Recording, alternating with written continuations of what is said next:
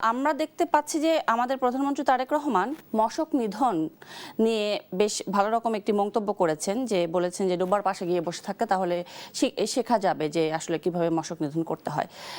পাশাপাশি আরেকটি তথ্য দিয়ে রাখি যে আজকে আবার এক গণমাধ্যমে দেখলাম যে রাজশাহী সিটি কর্পোরেশনের কয়েকজন তারা দেশের বাইরে ফ্রান্সে যাচ্ছেন সড়কে বাতি কিভাবে জ্বালাবেন এটি শিখতে। আসলে এই সবকিছু আপনি কিভাবে বিশ্লেষণ করবেন? তিনটা বিষয় আমি একসাথে বলে ফেলি, ভাগ না করে।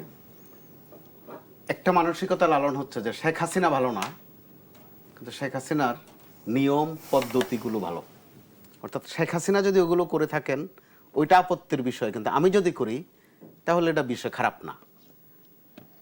তার সময় আমরা দেখেছি শেখ হাসিনার আমলে খিচুড়ি রান্না শিখতে, এটার নাম প্রশিক্ষণ কোর্স, বাইরে যাচ্ছেন, এক ধরনের আনন্দ বিলাস করছেন। পুকুর কাটা শিখতে যাচ্ছেন বাইরে, বিশাল এক প্রজেক্ট, অনেক টাকা এদিক সেদিক করা, প্লেজার ট্যুর দেয়া।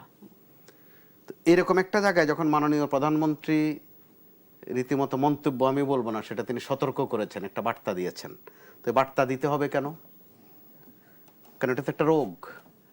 রাষ্ট্রীয় টাকা তছরুপ করা প্রশিক্ষণের নামে, অভিজ্ঞতা অর্জনের নামে, এগুলো কিন্তু এইভাবেই লেখা হয় যে জনস্বার্থে অভিজ্ঞতা অর্জন, পুকুর কাটা শিখা, খিচুড়ি রান্না শিখা।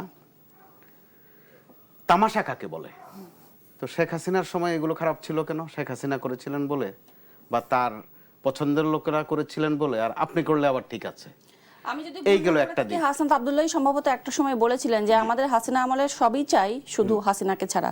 তাহলে কি তার মন্তব্যই ঠিক হতে চললো? হ্যাঁ, তিনি একটা মন্তব্য করেছেন আফসোসের জায়গা থেকে, ওইটাই সঠিক হতে চলেছে। আমরা দেখছি যখন মশক নিধনের বিষয়ে এরকম একটা বার্তা আমাদের সামনে আসলো, তার মানে প্রধানমন্ত্রী যথাযথ উপলব্ধি করেছেন এবং একটা সতর্ক বার্তা দিয়েছেন। এবং সামনে কিন্তু ডেঙ্গু সিজন। এই সতর্ক বার্তার মধ্যে আবার রাজশাহী থেকে আসছে সড়কে বাতি জ্বালানো শেখার জন্য। তো এগুলো তো জাতির সাথে তামাশা মশকরা করা, যেখানে স্বয়ং প্রধানমন্ত্রীর এবং এই সরকারের একটা নির্দেশনা আছে যতদূর সম্ভব কৃচ্ছতা সাধন করা। কারণ আমাদের অর্থনৈতিক অবস্থা ভালো নয়, এটা কিন্তু অর্থনীতিবিদ হওয়া লাগে না এটা বুঝতে। তো এর মধ্যে যারা এই সুযোগগুলো নিতে চান তাদেরকে শুধু সতর্ক করা পর্যন্ত সম্ভবত যথেষ্ট নয়, এগুলো শক্ত পদক্ষেপ নেওয়ার দরকার আছে। এই গেল একদিক। দ্বিতীয় দিক, একটা বিষয় আমি রাশেদ খানের সাথে একটু যোগ করতে চাই, এটা আরেকটা দুর্ভাগ্য। বরাবরে তারুণ্যকে অপছন্দ করার একটা মানসিকতা আমাদের প্রবীণদের মধ্যে থাকে। তো সেটা আমরা কিভাবে পাই? আপনি খেয়াল করে দেখুন, এই কোটা বিরোধী আন্দোলনের আগে যখন নিরাপদ সড়ক চাই আন্দোলন, তখন কিন্তু বেশি আলোচিত ছিলেন রাশেদ, নূর, তারা। পরবর্তীতে আরো অনেক যোগ হয়েছে। আপনি খেয়াল করে দেখুন, আমি এই মুহূর্তে যে কয়েকটা মনে পড়ে, তাদের প্রতি কিন্তু প্রবীণদের তাচ্ছল্য ছিল। রাশেদ খানের যিনি ইমিডিয়েট বড় নেতা, বড় ভাই নূর, তার নাম হচ্ছে বিকাশ নূর। না, নূর আমার এক ইয়ার জুনিয়র। আচ্ছা, জুনিয়র, কিন্তু নেতৃত্বে বোধহয় আপনার উপরের পদ তার ছিল। স্বাভাবিক। হ্যাঁ, তার নাম হচ্ছে বিকাশ নূর। কত আদরের নাম, খেয়াল করে দেখেন। কারো নাম বিকাশ, কারো নাম ক্যাশ, কারো নাম নগদ। এই পর্যায়ে এসে কি হলো? বন্দর মাসুদ।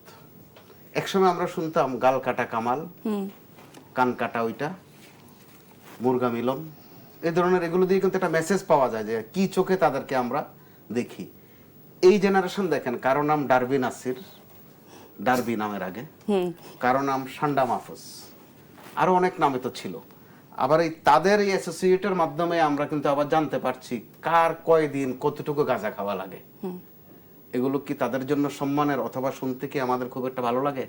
নিশ্চয়ই না। যাতে কি মেসেজ পাচ্ছে, এই মেসেজগুলো তারাই কিন্তু দিচ্ছেন।